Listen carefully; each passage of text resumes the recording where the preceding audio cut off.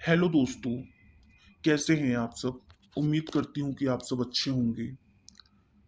तो आज की कहानी में हम लाए हैं 7 भाइयों की कहानी, जो कि अपनी ही एक बहन को मारकर खा जाते हैं। तो आइए कहानी की तरफ बढ़ते हैं। कहानी के के पहले आपको एक बात बता देते हैं कि जो लोग हमारे चैनल पे पहली बार आए हैं तो प्लीज़ हमारे चैनल को सब्सक्राइब कर लें और बेल आइकन ज़रूर प्रेस करें। तो आइए शुरू करते हैं। यह सतयुगी कहानी इस प्रकार है। एक राजा के 7 बेटे और एक बेटी थी, जो खुशी खुशी अपना जीवन बिता रहे थे। 7 भाई बहनों में इकलौती छोटी बहन बहुत ही शांत स्वभाव, आज्ञाकारी एवं संस्कारी थी। उनमें उस सबसे बड़े भाई का विवाह हो चुका था। 7 भाइयों में सबसे छोटा भाई एक आंख से अंधा था। छोटे भाई के दिल में अपनी इकलौती बहन के लिए बड़ा प्यार एवं लगाव था। एक दिन बड़े राजकुमार अपनी पत्नी और अपने छोटे भाइयों के साथ लेकर अपने खेतों में काम करने चले गए। क्योंकि उस जमाने में खेती बाड़ी आपसी सहयोग से हुआ करते थे। सभी लोग खेतों में काम करने जाने से पहले अपनी छोटी बहन को खाना बनाने का आदेश देकर घर से निकलते हैं। सातों राजकुमार की बहन अकेले घर पर खुशी खुशी सबके लिए खाना बनाने के लिए जंगल से सरौटी साग को तोड़कर लाती है और बड़े प्यार से सरौटी साग की सब्जी बनाने से पहले बैठी सब्जी फल आदि काटने का औजार से साग को काटने लगी। इसी दौरान अब अपनी उंगली भी काट कर बैठती है और रक्त की एक तेज धार निकलने लगती है, जिससे उसका पूरा हाथ खून खून सा हो जाता है। तब राजकुमारी सोचने लगती है कि क्या करूं? अगर घर के दीवारों में खून को पोंछूंगी तो भैया लोग देख लेंगे और चिंता करेंगे, और यदि अपने कपड़े में पोंछूंगी तो भाभी खून लगा कपड़ा देखकर माहवारी समझ खाना नहीं खाएगी। राजकुमारी इस डर से सब्जी पकाने वाली छाता साग में सारा खून पोंछ कर खून को बहने से रोकती है। फिर इसी खून से लगे साग को सब्जी बनाती है। जब उसके सारे भाई और भाभी अपने खेत से लौटते हैं तो छोटी बहन हमेशा की तरह सभी के लिए साफ थैली थाली में खाना और मिट्टी के लोटे में पीने की पानी देती है, और सभी एक साथ खाना खाने लगते हैं और पके हुए साग को खाकर खाने की जमकर तारीफ करते हैं। और वे सब अपनी बहन से पूछते हैं कि बहन, तुम्हारे द्वारा बनाया हुआ यह साग बहुत बार खाए हैं, परंतु आज की बनी सब्जी का स्वाद बहुत ही अद्भुत लगा। बताओ ना कैसे और क्या मिलाकर इतना स्वादिष्ट सब्जी बनाई हो। पहले तो राजकुमारी डर से सहम गई कि कहीं भाइयों को पता न चल जाए कि मेरे हाथ की उंगली कट गई है। फिर वह थोड़ा सोचकर बोलती है कि कुछ नहीं भैया, जैसा हमेशा की तरह सब्जी पकाती हूँ वैसे ही तो बनाई हूँ। राजकुमारी अगले दिन सातों भाइयों के अनुरोध पर फिर से एक बार वही छाता साग की सब्जी बनाती है, परंतु भाइयों को पिछले दिनों के जैसा स्वाद नहीं मिला। फिर ऐसा ही अनुरोध 3-4 बार हुआ, लेकिन खून लगे साग का स्वाद उसके मन मस्तिष्क से उतर ही नहीं रहा था। असलियत जानने की जिज्ञासा वश सातों भाइयों का और भाभी ने उससे उस दिन की खाना बनाने का तारीफ जानने की जिद करने लगी। मजबूरन राजकुमारी को सारी घटना बतानी पड़ी। सच्चाई मालूम होने पर पांचवा भाई, जो बहुत ही लालची किस्म का था, उसने बाकी भाइयों से कहा कि बहन का खून इतना स्वादिष्ट लगा तो इसका मांस कितना स्वादिष्ट होगा। यह बोलकर सभी भाइयों के बीच चर्चा करने लगता है। सबसे छोटे भाई को छोड़कर बाकी भाइयों ने राजकुमारी को मारकर उसका मांस खाने को राजी हो गए थे।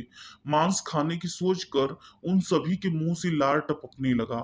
भाइयों के मन में स्वादिष्ट खाना खाने के लिए वे कितना लालची बन गए, इसका आभास राजकुमारी को हो गया कि किस प्रकार उसके भाई उनकी मांस खाने की लालसा रखते हैं। एक दिन सातों भाई शिकार खेलने के बहाने राजकुमारी को लेकर घने जंगल में लेकर जाते हैं, जहां पूर्व से निर्मित 4 केंद्र के वृक्षों पर बने मचान के नीचे पहुंचते हैं, जिस पर अपनी बहन को यह झूठ बोलकर चढ़ने के लिए बोलते हैं कि इस मचान पर जंगली जानवर तुम पर हमला नहीं कर सकेंगे। इस प्रकार सातों भाई अपनी बहन को मचान पर बैठाकर अपना अपना धनुष लेकर शिकार करने का ढोंग करके चले जाते हैं। तब राजकुमारी को पूरा आभास हो चुका था कि आज उसका आखिरी दिन है, लेकिन वह चाहती थी कि उनके भाइयों की इच्छा पूर्ण हो, इसीलिए वह मचान में जाकर बैठ जाती है। केंद्र के वृक्ष के साथ में बांस का बुदा। फिर सभी भाई केंद्र के वृक्ष पर बने मचान से कुछ दूरी पर स्थित टोंगरी छोटा पहाड़ पर अपने अपने धनुष बाण के साथ पहुंचते हैं और एक चट्टान पर बारी बारी से अपने बाणों को तेज धार प्रदान करते हैं। टोंगरी के ऊपर सबसे पहले बड़ा भाई अपने तीर की चट्टान में धार करता है और अपनी बहन पर धनुष से निशाना लगाकर तीर छोड़ता है। तभी राजकुमारी पूरी बातों को समझ जाती है कि भाइयों का क्या इरादा है और अपनी मातृभाषा में गीत को गाने लगती हैं। बिंदु बिंदु दादा छाती ताइक ताइक, अर्थात जानना जान से मारने ही है दादा साहब, तो तीर को सीधे मेरे छाती में वार करो, इधर उधर तीर क्यों चला रहे हो। फिर सभी भाई बारी बारी से अपने तीर की धार को तेज करते हैं और राजकुमारी पर निशाना लगाकर तीरों को छोड़ते हैं। छहों भाइयों का निशाना खाली जाता है और सातवां भाई जो सबसे छोटा था वह तीर चलाने से इनकार कर देता है, क्योंकि उसे अपनी छोटी बहन से बहुत लगाव था और धनुष बाण चलाने में सातों राजकुमार में सबसे निपुण था।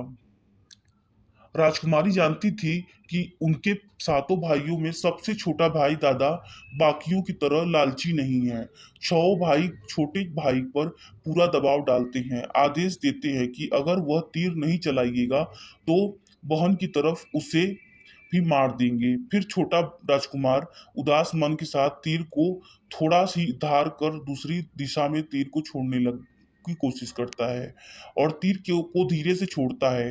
राजकुमारी हर बार की तरह इस बार भी वही गीत गाती है, बिंदु बिंदु दादा छाती ताइक ताइक। इतने में छोटे भाई का तीर सीधे राजकुमारी के सीने को भेद देता है और राजकुमारी की आत्मा शरीर से अलग हो जाती है और उसकी आत्मा उसी स्थान पर भटकने लगती है। तभी वह देखती है कि उसके शरीर का मांस खाने के लिए उसके भाई कैसे लालच करते हैं और सबसे छोटे राजकुमार को जबरदस्ती मार पीट कर उसके शरीर को काटने का आदेश देते हैं। बहन के मांस को पकाने के लिए बहुत सारी सूखी लकड़ी लाने के लिए छोटे राजकुमार को जंगल भेजा जाता है। छोटा भाई जंगल में खोज खोज कर ढेर सारा लकड़ी जमा करता है और सोचता है कि कैसे इतना सारा लकड़ी को ले जाऊंगा।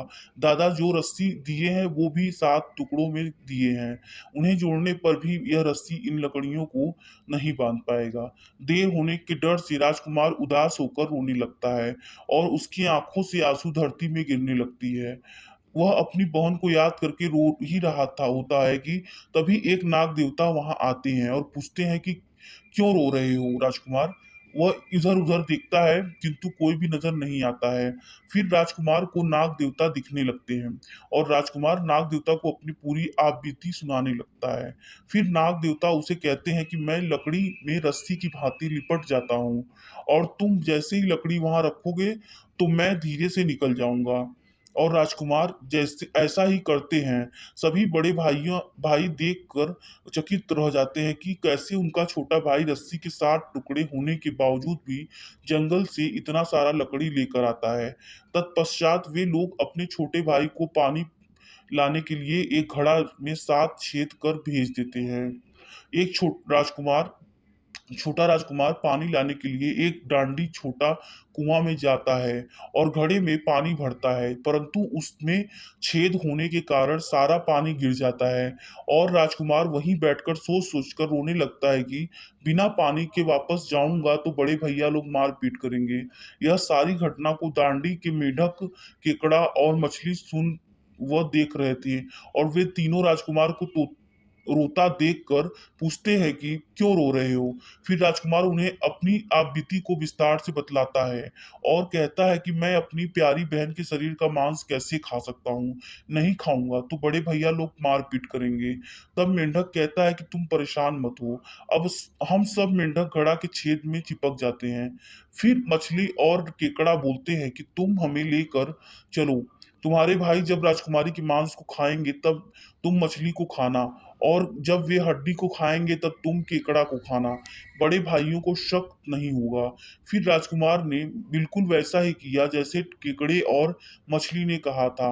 रात को जब राजकुमारी का पका हुआ मांस खाने को परोसा गया तब बड़े भाइयों से छुपा कर वह मांस को दीमक के टिलहे में डाल देता है और समय बीतने पर वह वहां बांस का एक बड़ा बूढ़ा झुंड उगता है।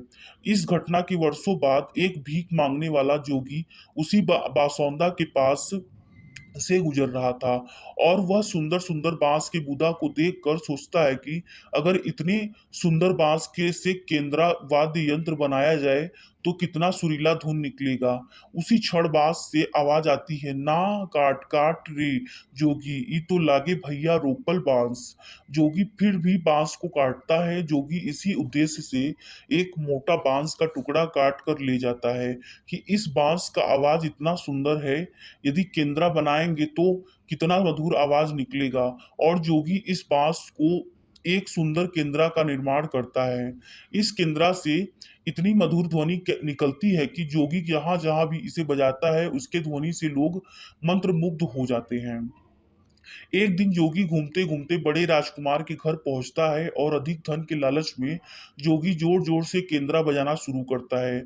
परंतु इस बार केंद्रा का मीठा सुरीला स्वर कर्कश हो जाता है और जब भी जोगी कुछ नया धुन बजाने की कोशिश करता है बार बार एक ही धुन निकलता है, ना बाज रे केंद्रा, ई तो लगो मोर दुश्मन कर घर।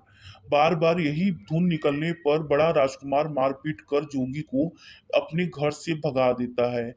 ऐसे ही घूमते घूमते जोगी हर भाई के घर जाता है, लेकिन हर बार की भांति वही धुन, ना बाज रे केंद्रा, ई तो लगो मोर दुश्मन कर घर बजाता है। यह धुन सुन सारे भाई अब जोगी को डांट डपट कर भगा देते हैं। सबसे अंत में जोगी छोटे राजकुमार के घर पहुंचता है। छोटे भाई के घर के आंगन में प्रवेश करते ही केंद्रा खुद ही बजने लगता है, जोर जोर से बाज रे केंद्रा, ई तो लगो मोर छोट भैया कर घर।